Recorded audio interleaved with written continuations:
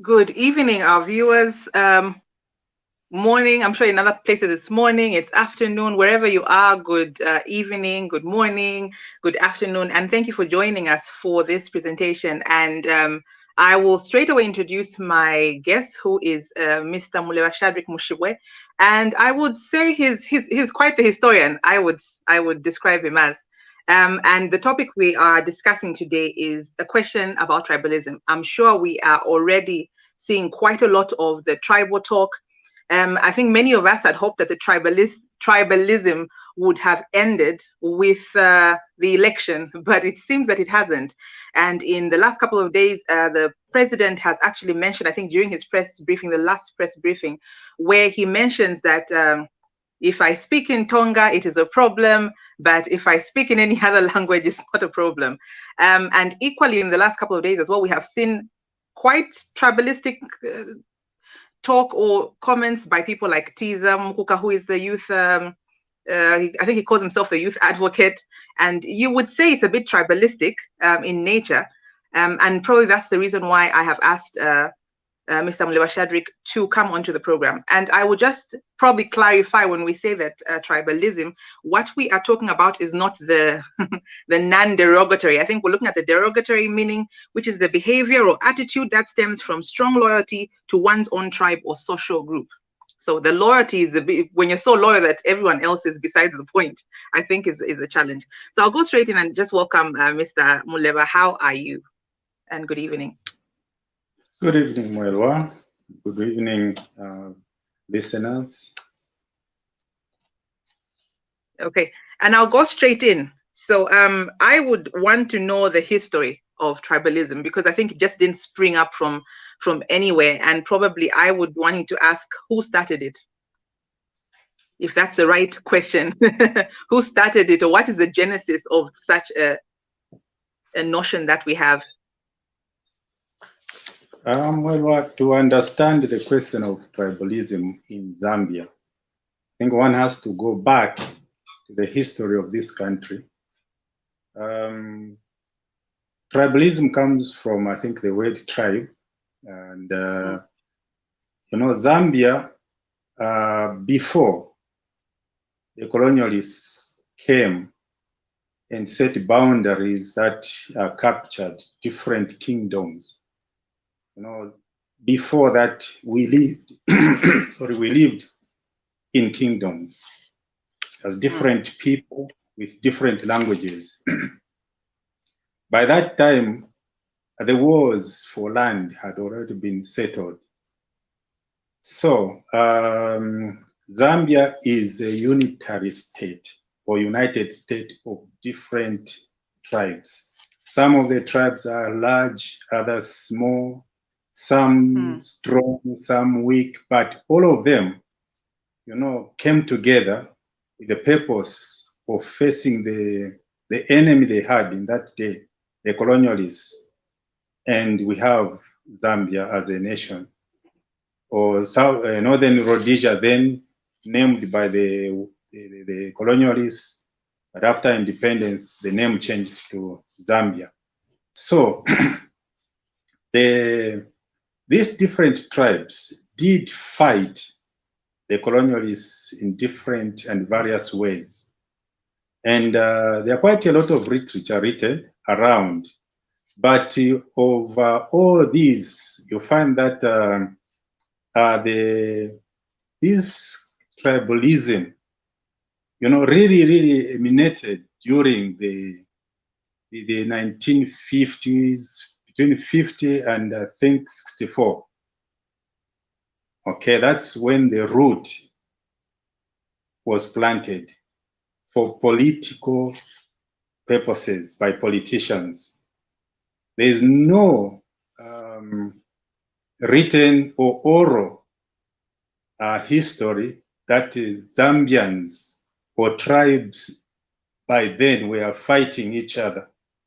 Yes, there were some tribes that looked down upon others for various reasons, because some tribes were tributary paying. They were under some tribes.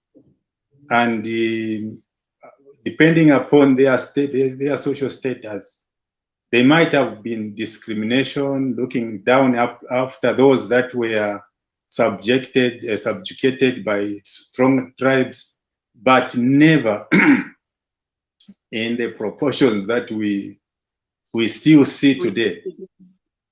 Yeah, but you know, as the people tried to fight these colonialists, you know, these people, they came from Zimbabwe through southern province. Slowly they came to Lusaka until the mines were discovered on the copper belt, or rather not discovered, because actually some of the mines were being done by Zambians. Yeah, they were already there, because Zambians were mining copper even in Luapula province, and they were selling copper ingots on the eastern coast. You see, so once they came to the copper belt and used their might, you see, by gun. You know, the northern tribes in Zambia was divided into two. The northeastern, encompassing Eastern Province, Northern Province, now Mchinga, Luapula, and parts of Central Province, or the Lambaland and the Lalaland, you see. Then there's the western part, covering Southern, Western, and Northwestern Province, and parts of Central Province. You know, but the tribes in the northeast, they did not want these whites. And that is where actually the rebellion, or rather the fighting for independence, started. In Mansa, to be particular, among the Ush people, a chief called Chimese was actually long before, I think in the 1900-something, he began to fight. He did not want these whites in what we call today Mansa. And actually later on, another senior chief, Kaole, within the Ushi tribe, he was so eloquent and began to organize people so that they could rebel. You know, also on the copper belt, you know, the miners and the people who worked for the government began also to ask for equal rights and to fight oppression, because it didn't make sense that these whites were looking down on them. The conditions of service were poor, so they began to fight. And they had a union, the Mine Workers Union, under people like Donat Siwale, Katilungu, and others. You know, they began to fight for their rights. By the time we had the Second World War, there are quite a few Zambians who had been educated, some abroad, and many through the missions, especially the Catholic mission schools within the country. And these people, as they advocated for freedom, the whites or the colonialists reacted and began to push these people out of town to their native lands. One particular person amongst this was Sylvester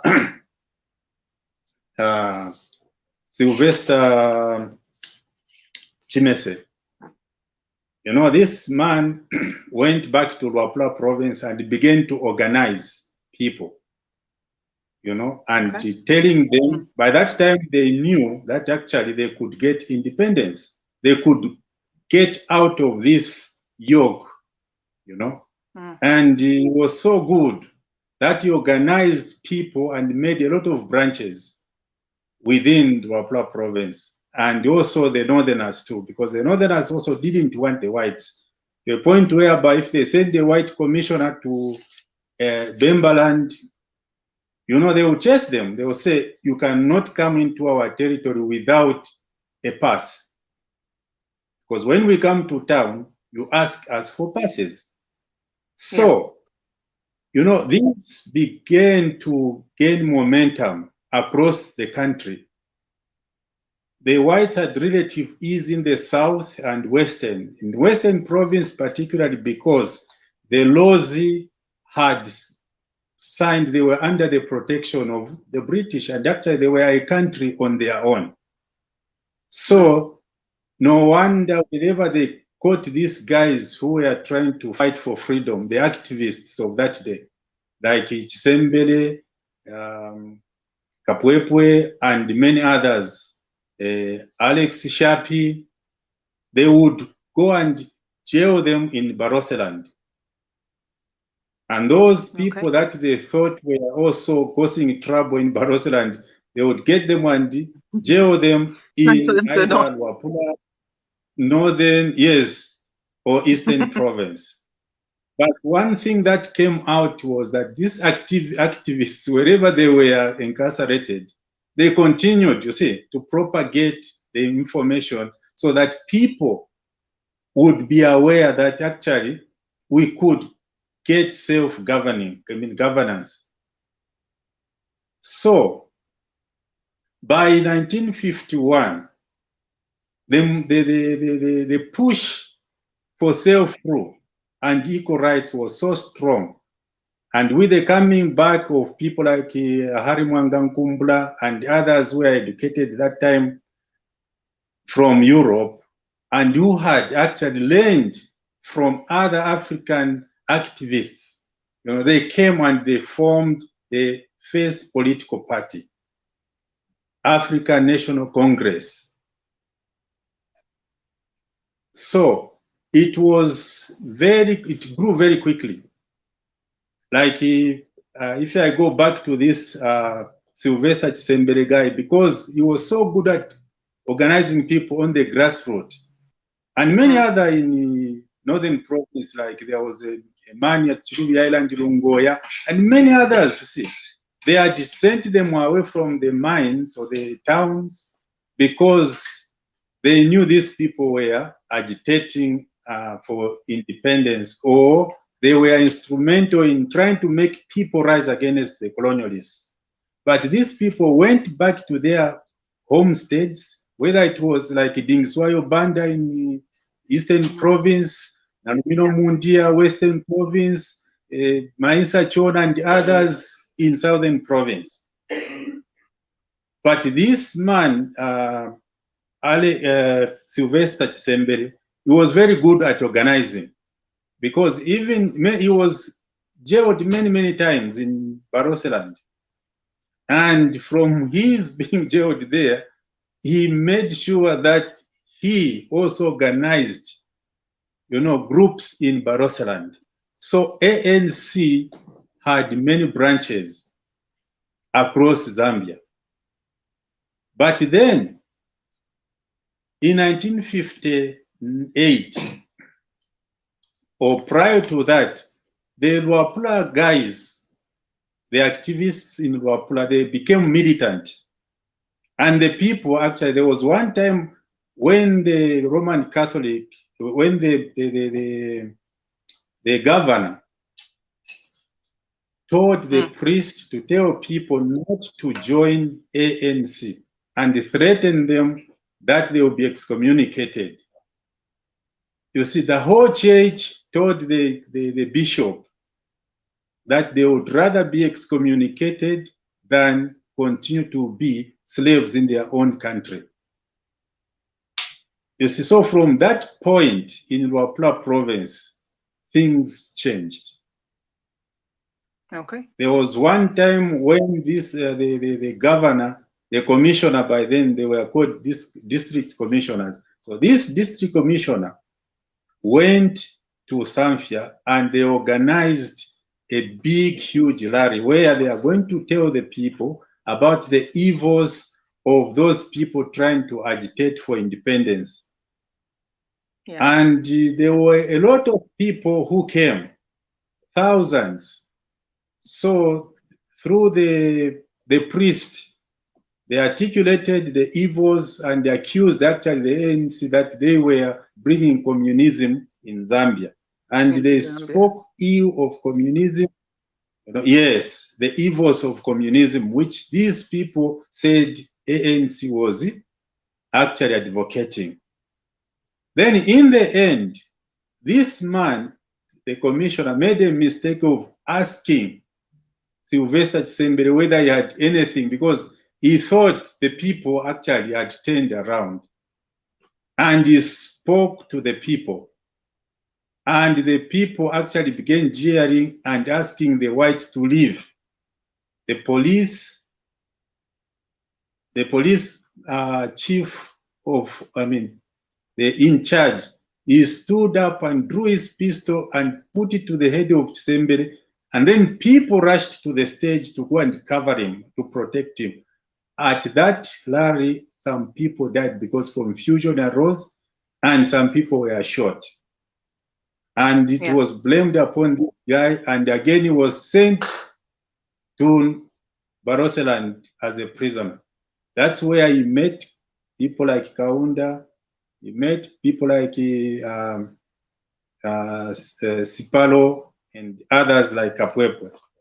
And that's how these were actually in prison? Yes. He meets them whilst he's in prison, okay. Yes, in Barotseland. Others were actually, they only served maybe for 6 months, and then they were released, but this man wasn't. He stayed for over 2 years, but within that 2 years again, he continued to mobilize people because he was free to move around the village, and he continued to get people on the grassroots. Now, when he was released, and there was a lot of tension and there were a lot of, burning of bridges and things like that, because people in the north, that is in northern province, Wapra province, but much more in Wapra province. So when this man was released, he was sent back to Wapra province to go and try to pacify things. 1958, Nkumbula, being the president of ANC, went to visit Wapra province. When he went to visit Wapra province, you see, by that time, ANC was recognized as a political party. So they were supposed to play according to the rules of the land, the Public Order Act. He was supposed to ask for permission from the police before he held any rally in any place. So when he came to Chembe, he did not come out of the vehicle, because he knew if he did that, then they would consider it as a rally. He went through to Mansa, he was refused to be given permission. He went to Kawambwa, he was refused to be given permission. So in other words, he went throughout Luapula province without addressing people. Now that created the problem. The people in Luapula were not happy because they tried to force him to ignore the whites and address the rally, which he refused. From that time, when he went back, people in Northern Province and in Wapra Province began to agitate to have him removed. He was not fit, as they saw it, to be president. And from there, that is when a new party came up, Zambia African National Congress, ZANC, 1958. And from that time, because now the majority of the activists were those who were militant, they were in the approach of the politics, there came a problem, and many of the leaders were again arrested, Kaunda inclusive, and ZANC was banned. But when Kaunda was released, it was agreed that they join UNIP, a small party that Mansa Chona had made and registered in Kabwe. It was just a regional in Kabwe, a regional party. That was in 1959. Now, you see, that is where now the problem of tribalism started. because as far as UNIP was concerned, they saw it as a tool. Is to discredit ANC or Nkumbula. They began now, you see, ANC was seen no longer as a political party on its own called ANC. Now it assumed, in the language of the UNIPs, it assumed a tribe, Tonga. Even though Nkumbula was not Tonga, so even far Iba. back then, it was actually the Tonga element that was already picked out as the, okay. Yes. The vice president of ANC there was Lawrence Katilung, who was Bemba. And actually, even people like Alice Lenshina, they also were not happy that, you see, this talk about tribalism came about. And hence, again, you see, Lenshina was painted black, blue, and whatever color by UNIP, because now UNIP took militants a stand of violence. If I may so she was never a cult leader. Pardon? Alice Lenshina was never a cult leader. It was a term that they dressed her to bring her down.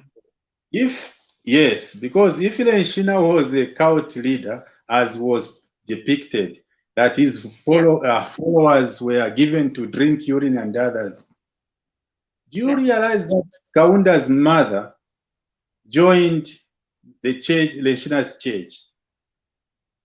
Wow. Because Kaunda's mother and father came here in Zambia as missionaries. They worked with or for the missionaries, and they worked as missionaries. But later on, after David died, Kaunda's father died, the mother joined the Lumpa church.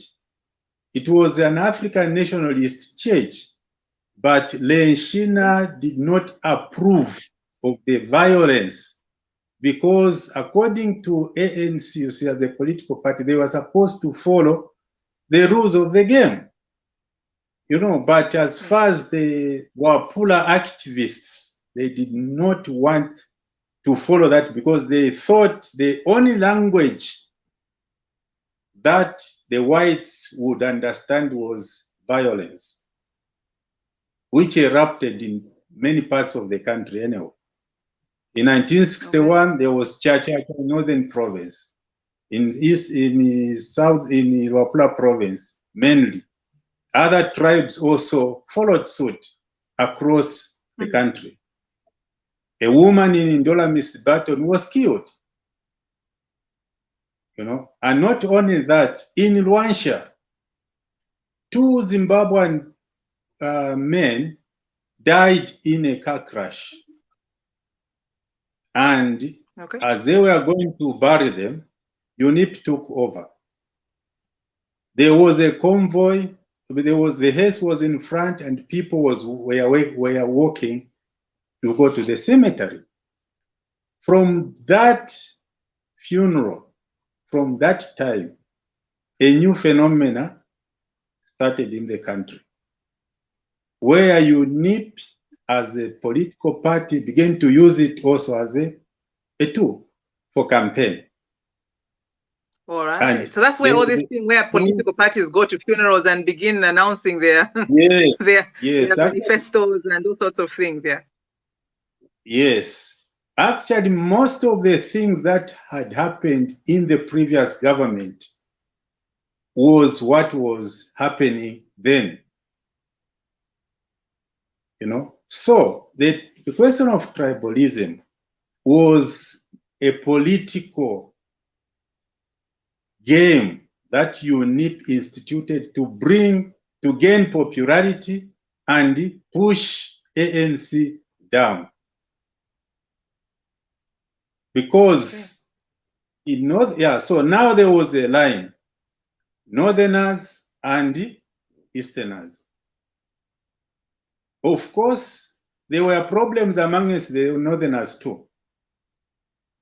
But it was not seen as tribal per se. For example, when Kaunda was chosen as the first president of Zanki, Luapula province refused because they said he's not a Zambian national. He cannot prove that he has a tribe. He is not Bemba, is a foreigner. But so how did he build his? So I'm just going to disturb you there. But how did he then manage to build his? I'm trying to remember the name of his big mansion in is it northern Luapula province? Shambalaka farm. It is Shambalaka farm. Yeah, so that was just out of his own will. It was... But then the question is, why didn't he go to live there? Or even his children, why haven't they gone to live there? Wow. Have we asked such a question? Why didn't Kaunda go to live in that beautiful mansion which has been rotting from the day that he left office? Neither any of his children. Why? You see, that one, though it is another topic, you know, because Zambia is a united nation of tribes. Each tribe is formed of families. In Chinsali, where Shambalakale is, that land has, that land has owners. And Kaunda is not one of them. So that what he built is built on foreign land. Is not one of them. Yeah. Okay. You see, so like I said, if a person hear me speak the way I'm speaking, again, it may sound like it is being tribalistic. You see, that's why I said I think that is another topic, probably for another time, to understand who are we? Who are we as Zambians? And why, like, for example, that time when Mama Betty Kaunda died, you see, it was being written, no, they were going to bury her in Chinsali, where Kaunda came from. They can't. She's not part of the family there. Chinsali is a family land. So not every Jim and Jack can go and be buried there. In that place. So we must begin to understand who we are. We should not, you see, pretend that we are just like whites. We can do whatever we want and live however we want. No. In towns, yes, that's the way it appears. But we are actually a two-faced nation where we portray would we be wrong then? So would we be wrong then to keep insisting to say my tribe is Zambian? When I think just before the election, there was a bit of a campaign where we were saying things like, my tribe is Zambian. So many of us were putting on shirts that said my tribe. Is that then misleading? Sorry, a bit, because you are breaking a little bit. Sorry. So I was saying just before, right, just before the elections, we were declaring that the tribe that we were coming from was Zambian. I think that was in an attempt to unite people and stop the whole segregation of saying I'm that and that tribe. Are we wrong then to say my tribe is Zambian? You see, there is no tribe in Zambia called Zambian. But we are all Zambian citizens, equal in each and every way. As long as you come from any of the tribes that make Zambia. There is no tribe that is greater than the other tribe, no. But we must understand who we are. You see, let me give you an example of, let's say Amatebeto, okay? Because this is one thing that in town we say it's a Zambian culture. Amatebeto, okay. This is a Bemba tradition. The way we do it is, you see, for example, I've been married to my wife now for more than 35 years. Then my wife and their relatives, they'll say, this man has been amongst our family for some time.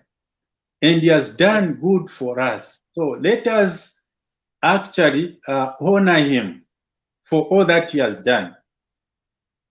Then they tebeta me.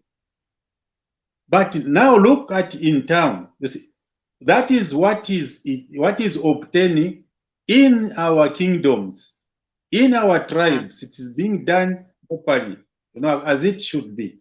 Now, when it comes to in town, where we want also to make another one, somebody impregnates your daughter and you tebeta that person. Does it make sense? Doesn't. It doesn't.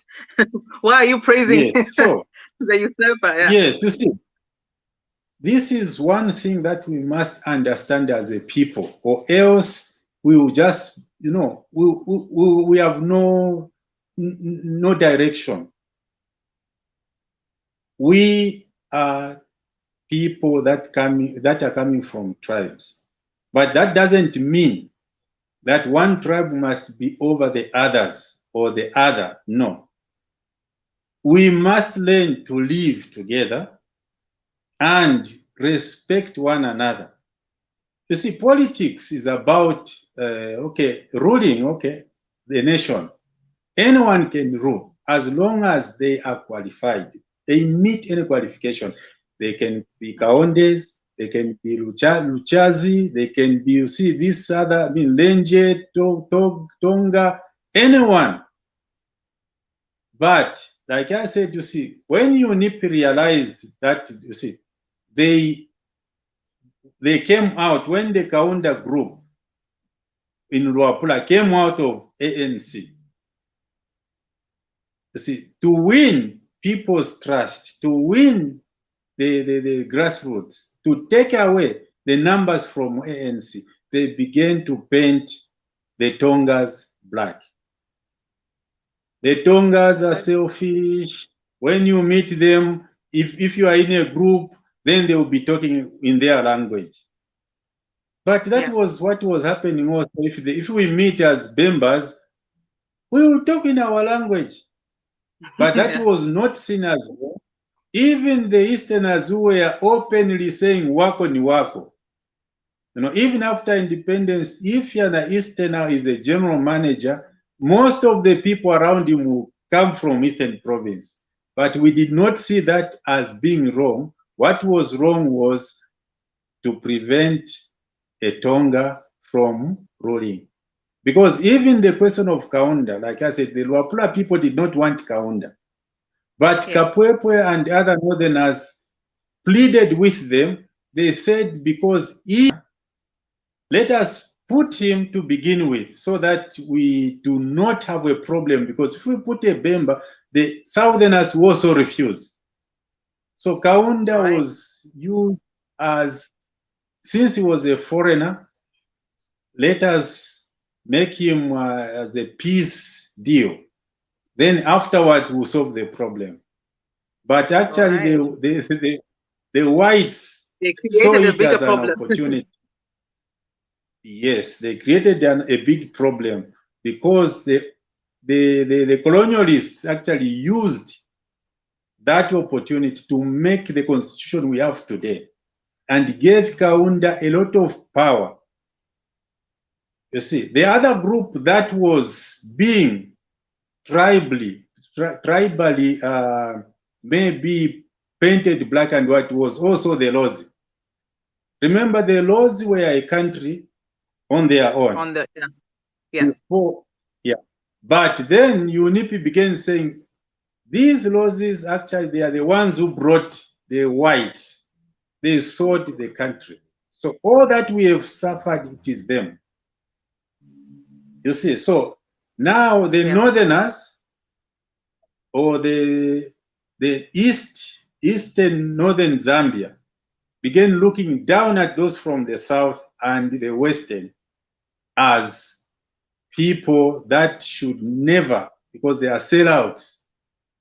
And in Kumbla, they were saying when Nkumbla goes to London, he just goes to drink tea with the Queen. Okay. That's why he doesn't want violence and things like that, yes. So this tribalism, that's how it started. Now, the current one, that the PF brought back. Remember, yes. same people were in UNIP, went on to form MMD. Yeah, MMD. The same people were in MMD, formed PF. The PF. Yes. Okay. So I'll just hold you to your need thought to right there. Okay. So I'll hold you to your thought just there, and just probably address the viewers. Thank you so much for watching, and for those that want to share, please feel free. A lot of comments coming in here, great topic, so thank you so much. And also remember to send us some of your stars, because we exist solely on the stars that you send us. And back to the topic, Mr. Shadrack. You say that the moving of the tribalistic tenants starts prior to independence, and it's the same people that are now moving from one political party to the next political party, and then it's the same thing that we now came and saw in the PF. Yes. If you remember, like I said, people came out of UNIP and formed MMD. Yes. And you see, they crossed over.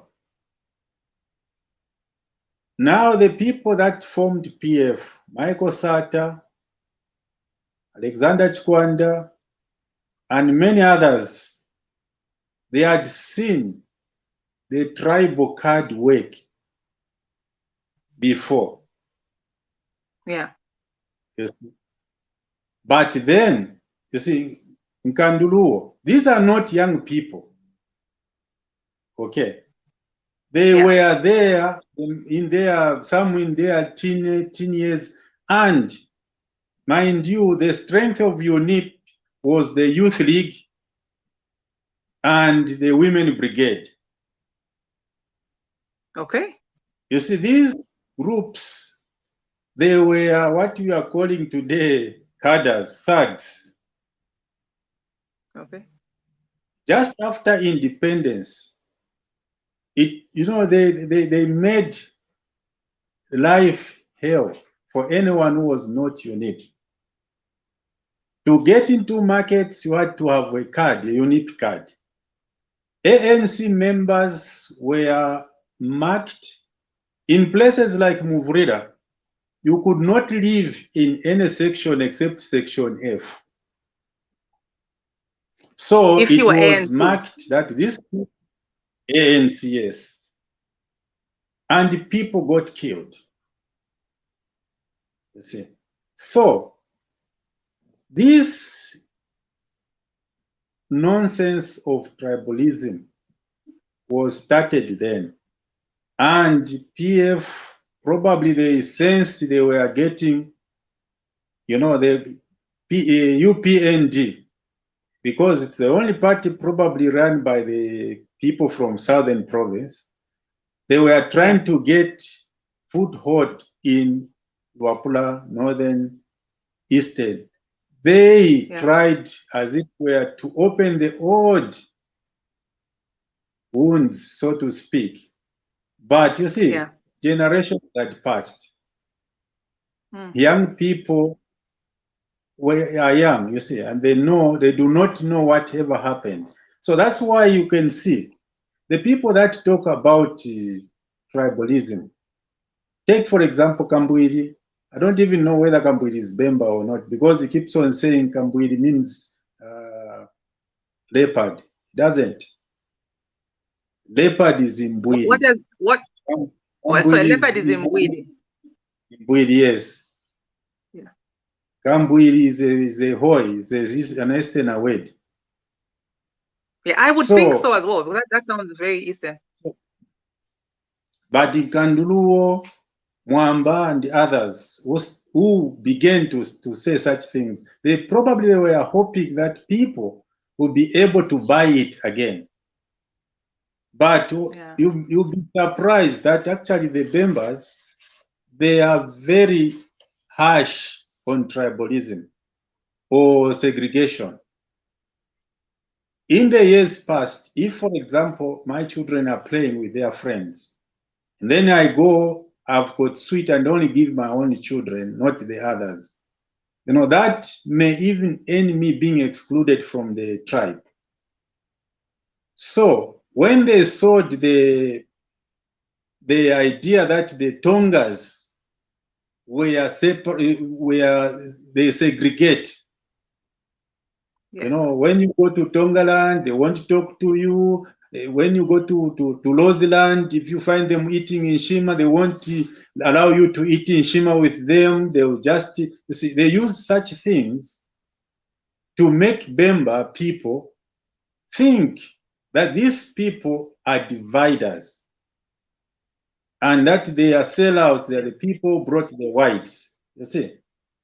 But times have changed and people have been to school, they have understood. Some of us, we were incorporated in the youth league of the UNIP because we had no option. But we know, some people, just in case people think that probably maybe I was ANC or whatever, I've never been a political person because I witnessed what happened in the early 60s. Would you care to share with us what happened?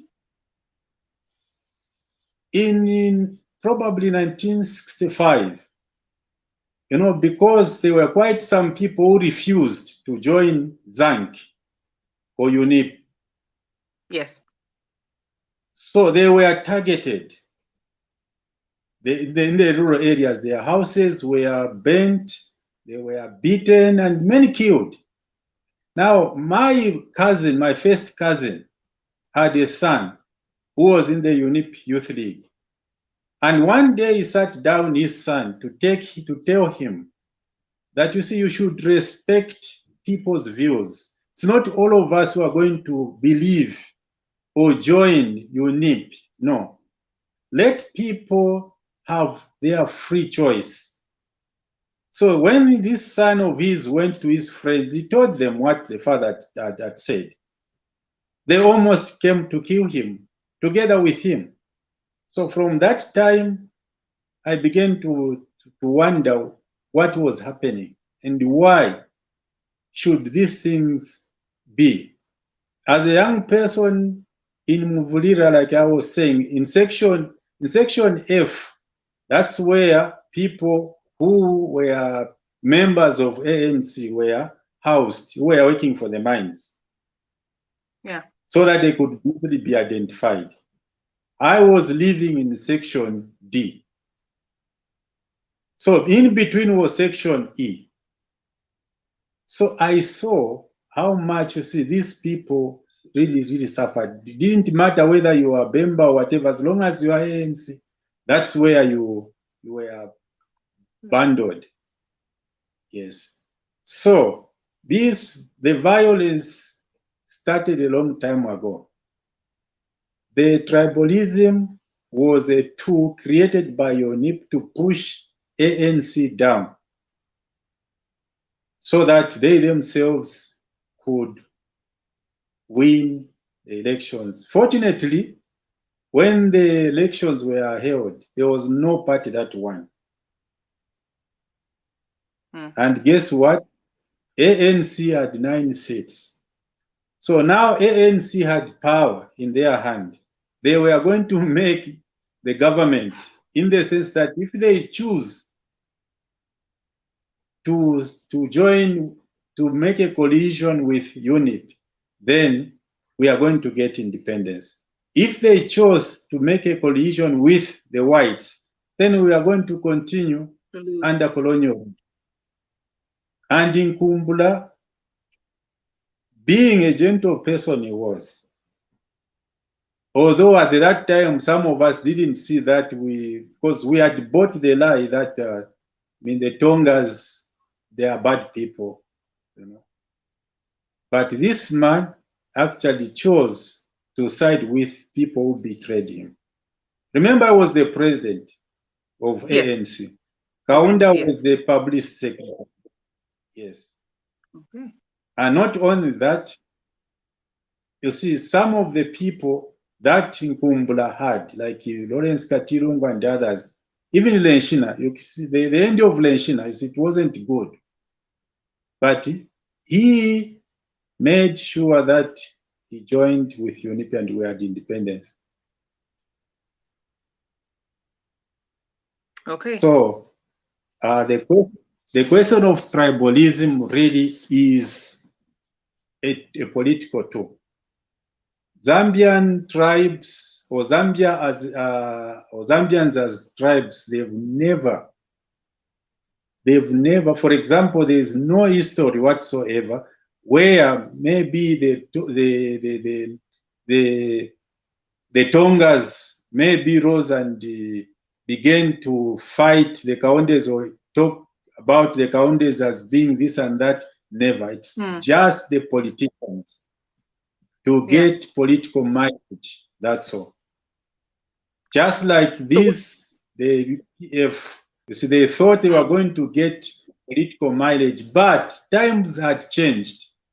The young people in Wapula province, the young people in Northern province, the young people in Eastern province, the young people in the Copper Belt province, who were, you see, their strongholds, realized it was a lie. And they realized actually that the people that were being divisive were these propagators of tribalism. And as I think an elderly person, I thank the young people because this is the way it should be. After all, it is you guys who are going to continue living in this country as we are passing by, we are passing off. So if you continue listening to people who just want to stay in politics forever and ever, you know, they are going to ruin you. They are going to ruin this country. So would you encourage that we, as the youth, fight against this tribalism? Because I think the only tool we have at hand, I feel sometimes, is that we can only report this to the police. Should this be something that we should robustly do? I've noticed that so many of us have reported the dancing binoculars in different provinces, and I'm wondering how effective this is. Is this something? Are you probably you feel like we did so well in the elections as young people because we saw it, but going forward, because it's still a rhetoric that they're pushing forward, is this something we should continue fighting, probably using the police, or is it something we should be comfortable about because we know what the truth is? Yeah, I think as young people or as Zambians, you know, if there is any law that forbids me talking ill of someone because of their tribe, I should be prosecuted. Yes. Because you see, it's like a tribe, no one chooses to be born in any tribe. Yes. It's like the skin color. It's God himself who chooses where I am born and how I'm born. So for another person to come and begin to think that I mean, there's something wrong about me, or to begin to put me aside because I'm black, that's not it. It's the same also on tribal lines.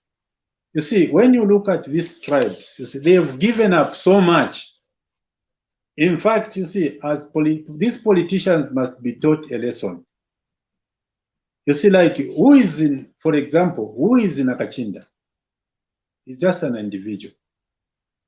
And I think in fact, I think probably, I don't know from his name, probably either is Ila or from North Namwanga, yes. Whatever, I don't know. But yes, I hear he's from I think Ila or Lenje, something along those lines. Yeah, but who gave him the power to begin to think he can talk down? I mean, look down on the Tongas or the Lenjes or the Kaondes or Ruvales. Who gave him that power? And besides that, if the Tongas did not join with other tribes to form Zambia, where would he be? Yeah. You see, we have the green national registration card. You know, it's a very, very powerful tool. powerful tool. Yes. Our forefathers, you see, that card has meaning. Very, very huge and strong meaning. On that card is your name, the bearer of that card. Yeah. On that card is your tribe, your source. Okay? On that card, there is the chief, the name of the chief of that tribe. And on that card is a village, which proves you are part and parcel of tribes that came together to form Zambia. So there's no one person in this country who can stand up and say, I don't like the Lenges, I don't like the Tumbukas, I don't like the Mambwes. Who are you? If there is law that can punish such a one, that person must be punished until we begin to learn that we are all equal and anyone can aspire to any office in this country without fear. Yeah. And anyone who insults somebody, see, the laws are there. Yeah. So if someone goes around advocating tribalism, report that person so that he is dealt with before he poisons other people's minds. That's what brings problems. What happened in Rwanda? We don't want that to happen here. You see, Zambia has many tribes, although it's not 72, it's far less than that. But you see, these tribes did not put in the basket their lot to be insulted. No. Because in the end, we'll begin having tribes say, we want out. Yeah. And then confusion will reign. We are better off together. Our fathers fought for our independence together. So there's no one who should actually begin to divide us by reckless talk. I think on that note, I would equally, maybe slightly divergent, but in recent, not recent, but in the recent last weeks, we've had a murder of Jerobo in the Copper Belt, and he was murdered by his wife, who happens to be colored. And one of the sentiments that has popped up the whole week is, this is how coloreds are. Coloreds are this, and coloreds are that, and coloreds are this. And I would just be interested to hear your thoughts on that element, because I think for a while it feels like people who are of mixed race or even who are white Zambian are not part of Zambia. And somehow you're even segregated slightly by either rhetoric or the way people. So what are your thoughts on that? This is also actually something that we as a Zambian people must address. For a very, very long time, mixed race children have suffered in this country.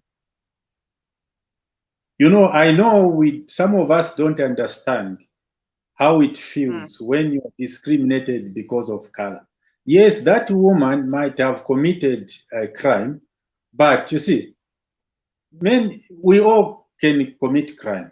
The same crime. What is causing people to commit crime is not the skin of their color. So, such talks I've seen on social media. Hey, suits him because he married a colored woman, especially from women. Yeah, you get that a lot from the women, yes. Yeah, look, when people fall in love, they can fall in love with anyone. Imagine if maybe the Tonga were pink, the Bemba were blue, the Rose were orange, the Ngoni were black, and whatever. Then you see we've intermarried. And then our children are all that mixed and whatever, you see. It's on that we are all black that we don't see it, but it's not a good thing. You see, we cannot begin to discriminate mixed race Zambians just because they are mixed race. If they commit a crime, they've committed a crime as an individual, or even whites. You see, the skin color thing never really dawned on me until when I went out.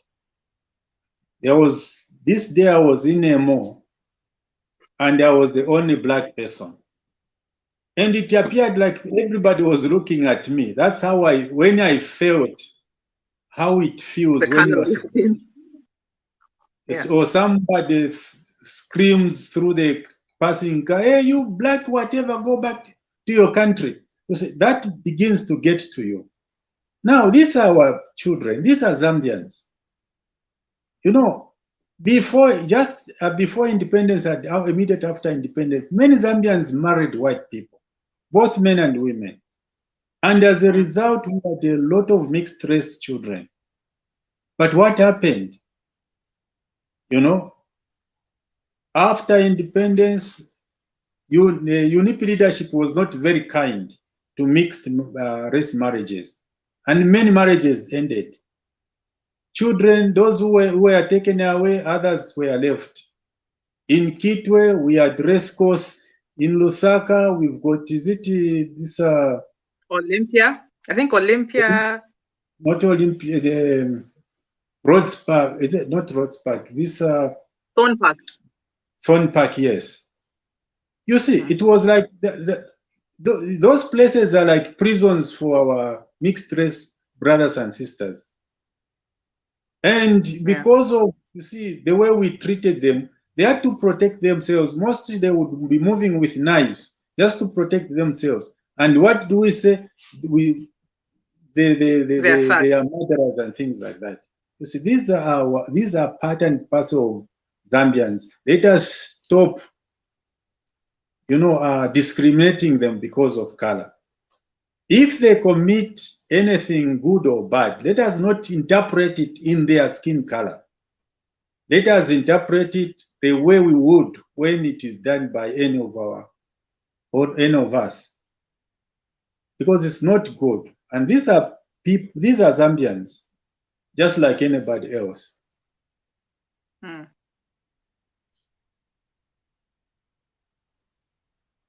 Hello. Okay, I can get you now. I think I'd lost you a bit there, but I think I got you. I think this has been very informative. I can pick out some of the comments that have been put on here. People were enjoying the show. Some of them say this is an informative show. Somebody else says Kambwili is not even an example of pure Bemba man. You are right. One, he is not smart. He speaks divisive language. And I grew up in the Copper Belt in the 70s, the 90s. Bemba men were seen to be kind, cultured. So that is one of the comments on here. Another is, this man is wise indeed, equally interviewed by a very beautiful. Thank you very much for that compliment.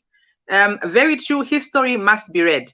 I think on that note, I would equally ask you, why is this history not written? Why are we not learning this history in our classes? Two things. The first one, you know, the colonialists did not want, they thrived on divide and rule. Okay, so they wouldn't want history to come out correct. Second, you see, when UNIP began to rule,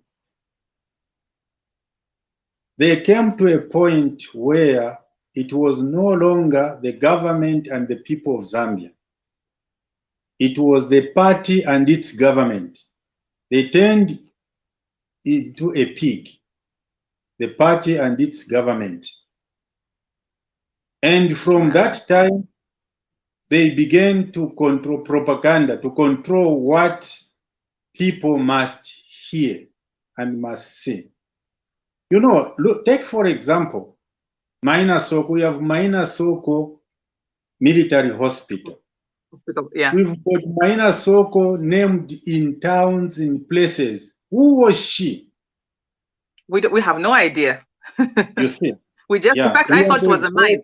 I thought, I was under the assumption that it was a man. She would know she was a woman. You see? We came to a point whereby even literature, Zambian literature, they were very good writers of Zambian literature, Fanyanga Mlikita, Bakwetu himself, and many other local writers.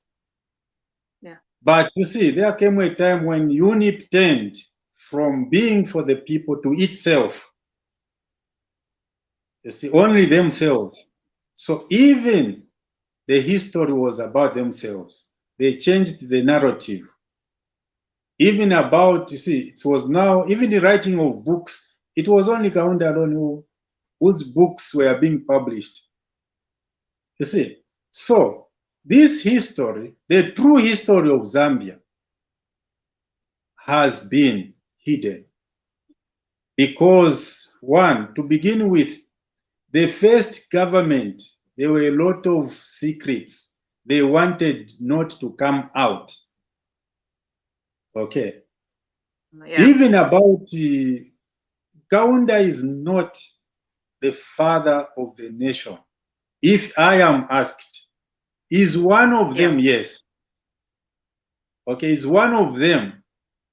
Okay, but not the father of the nation. You see, in my view. But because of the way things were done, the history of this country was being portrayed. You see, we have everything wrong. Just to begin with, even the so-called tribes, like I said, there are not 72 tribes in Zambia. No, we are less, far less. But the history hasn't been taught. And even our chiefs, or in fact, I'm very reluctant to use the word chief. These guys are kings. In Bemba, we say Imfumu. Take, for example, Namfumu wa England, the Queen of England. Namfumu wa Namwanga, the Queen of the Namwanga people. But these whites came and said, these are your chiefs. These are not our chiefs. These are our kings. But you see, even them, somehow, I don't know how they got brainwashed to a point whereby now they look small, even in the eyes of these politicians. They agreed to be downgraded. They downgraded themselves in the light of these politicians who are just workers for 5 years. You see, unless we come to a point whereby we begin to know who we are. Like I said, you see, maybe in another interview we might explore this. We must know who we are. Who are we as Zambians? That's why today we can have a Chinese man coming from Lebanon, from wherever. They are big. They are bigger than ourselves. They shouldn't be. Yeah. They shouldn't be, because those of us who have lived abroad, you know, if you are not part of them, you are not part of them. You're not, yeah. Because you're not part of them. But in this country, because we've been confused to a point whereby we don't even respect our kings and our queens. Why should, for example, Mpezeni be charged to go into a hospital in Chipata in his own kingdom? Yeah. Does that make sense? Doesn't at all. Absolutely not. Yeah, mind-boggling. And yet here is a thug called a district administrator. He goes in hospital, Chipata hospital, free. Doesn't make sense. You see, we need to come to a point as a nation to begin to understand ourselves. So that, I'm not saying those coming from outside should be treated maybe with contempt. No, that's not my point. But what I'm saying is, Zambia is a country that was made by tribes coming together. And we are a people, we are important to each other. And we should look at ourselves from that angle. if we choose some of ourselves to be the central governing body, you see, we should not come to a point whereby we begin to tell such employees, as father of the nation, these are just workers. You know, we even go to beg, we begin begging from what we give them for development. No, it shouldn't be like that. We should come to a point whereby, as a nation and as a people, we realize who we are and begin to do things the correct way. You know, Mwelwa, Zambia is a very blessed country. The only problem is ourselves. We have degraded ourselves so much that even the best, the blessings that we have, we don't see them. Last year, the year before, South Africa was cropping. You see, you had no water. You saw how they were moving with 5-liter containers, hunting for water. Yeah, I remember that. Yeah. We here in Zambia, we have more than 40% of the water of Africa. You mean we have no people who can sit down and see that we use this water to raise the money that we think we need in this country? You see, it's because our thinking has been warped. We need to understand who we are. We need to begin to see our strengths and use them to develop our country. This thing of investors coming to the investors, these are not investors. These are business people who come to get out from this country to wherever they came from. What they can our get. resources. So it's up to us. You know, it's up to us to use what God has blessed us with. We have got Tongas who have lived, the Ilas who have lived all their lives. They know everything about cows and cow keeping. We have the Bisas and all other Ngumbo, people from Ngumbo, the Bimbas and all those who know about fishing. Some of us don't even need to go to college to learn those things. We can use what we have, but we need to accept who we are and then begin to use our strengths to build our economy, to better our lot in this nation. On that note, I'm going to thank you so much for agreeing to this interview. Thank you so much, Dad. I'm sure somebody has already commented, so I think it's out of the box that this is my father. So thank you so much for humoring me and giving us this history background of how the tribalistic elements have come about, because I've always wondered, and I keep wondering, say, where did it start from? So this was very informative. It gave us a lot of information, and I hope that as soon as possible we get some literature that can go into schools especially, and we are able to share this information with our students as they begin to read the history. We get correct history and not just history that is, you know, neither here nor there. I'll just hold on. Somebody's just joined us. Good evening, Mr. Mkelebai. Good evening. How are you, Mwelwa? I'm okay, thanks. Do you have any questions for Mr. Mshiwe before we close the show? You know, actually, I was actually willing to listen more from this wisdom that this, the son of the soil, I'm perplexed and amazed to the information that is loaded, more better than actually Google. You have said it all. This is what we need in our country, not people that are busy dividing the country or busy insulting or trading on hate speech, because that is construed. Me, I take tribalism as more as hate speech. You know what happened to when you hate a certain tribe? You know what happened to in the European country? You know what happened to Hitler? How he how he destroyed, or rather he killed the Jews. So to me, I really, really appreciate when I hear people that are speaking something that is more building and that is tangible, that every Zambian today, we are known as a peace. We live in the diaspora. We are so proud whenever we talk about our country.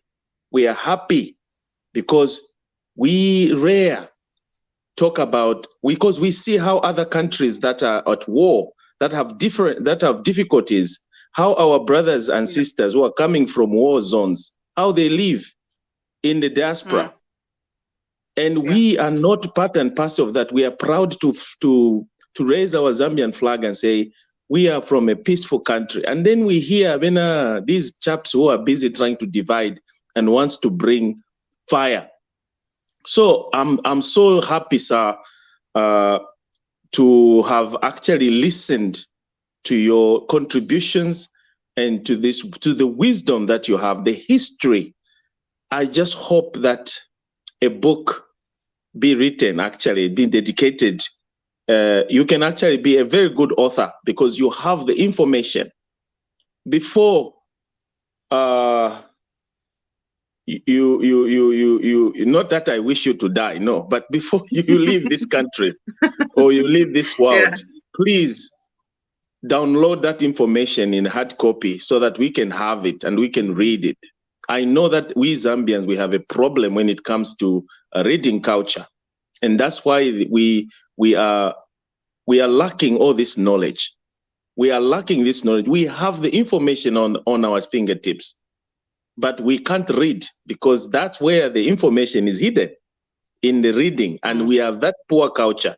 Instead, we would rather showering people with insults. So Mandina tuamfa wino ni ukwile hande. I'm lozy. I'm so delighted that you have tabulated everything, and may God richly bless you, sir, that I'm so happy.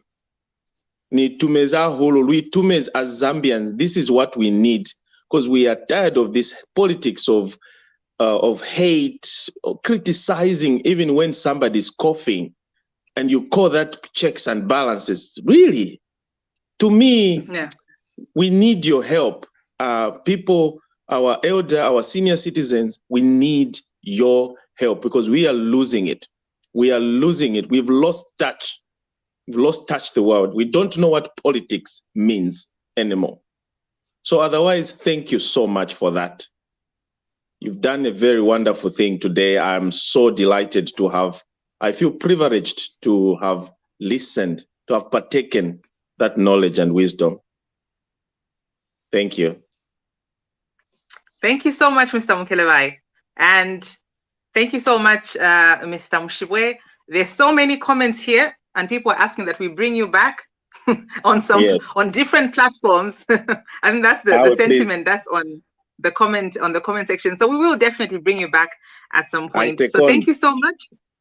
Yes, and good night.